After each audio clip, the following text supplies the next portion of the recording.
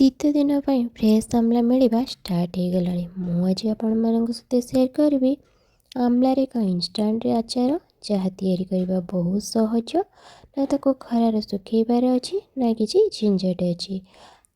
आमलार अच्छी vitamin C जहाँ आम स्किन और हेयर पर बहुत ही भल। मुझे गोटे इडली छांच नहीं स्टीम करने आपड़ चाहिए स्टीमर नहीं पारे। मु 400 ग्राम आमला को भल भाव धोई नहीं एबे इडली छांचर स्टीम करने लो टू मीडियम फ्लेम रे 15 मिनिट पाए। ये आम 15 मिनिट हो जाइए आमला भल भाव स्टीम हो जाइए। आमलाटा को आम ये भल भाव ठंडा करने यार पाखड़ा गुड़ी को आम छड़े ना। जेहेतु मुझे गरम गरम छड़े थी आपण मैंने ठंडा कर छड़े पारे।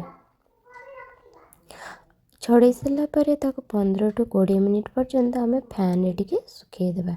ये 50 ग्राम लंका नहीं लंका को मु भल भाव धोई नहीं भल भाव पोचिकी सुखे नहीं लंका गुड़ी को यहीपरि भाव में काटी नहीं।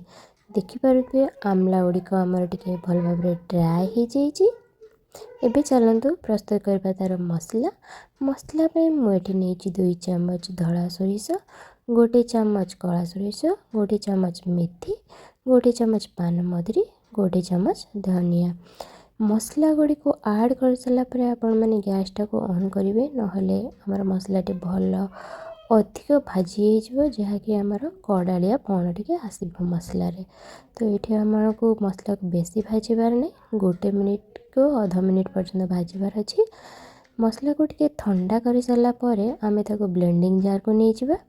ये मुझे कर 1 चामच हलदी, 1 चामच लंका गुंड, 3 चामच लुण। मसला को आम पूरा प्लेन कर नहीं दरदरा टे गुंड करवा।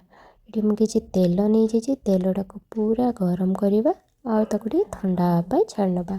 सुखिला मसला आम प्रस्तुत करना। आधा चामच कला जीरा, आधा चामच जुआणी, 1/4 चामच आम हेंगु नहीं आ ब्लेंडिंग कर रखी मसला को आम ऐड करनी भल भाव गोल नवा।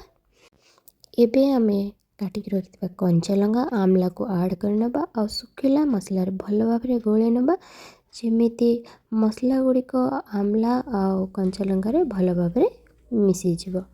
एबे आम ऐड गरम कर रखि सोरिष तेल टे ठंडा हो ये आम ऐड करना।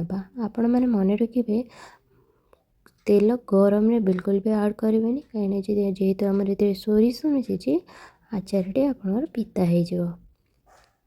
देखो ये आमर रेडी हो जाइए इंस्टांट आमला आचार जहाँ आप परोटा पूरी रुटी जेकोनी सहित गरम गरम भात सहित खाईपर। जदि भी मो रेसिपी आपको पसंद आसी लाइक शेयर सब्सक्राइब करने को जमा भी भूलें।